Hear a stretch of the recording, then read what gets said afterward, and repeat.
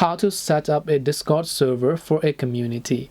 Hey everybody, welcome back to our channel. In today's video, I will guide you on how you can set up a Discord server for a community, so make sure to watch the video till the end. To set up a Discord server for a community, launch the Discord application and just make sure that you are logged into your account.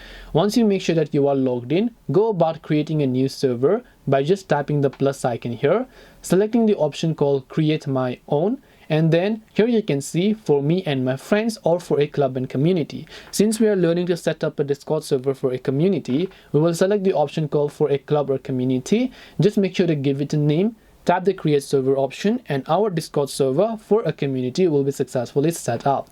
This way you will be able to actually create a Discord server for your community. Hope this video was very helpful. If you have got any questions, feel free to leave them down. Thank you for watching till the end of this tutorial and see you soon in the next video.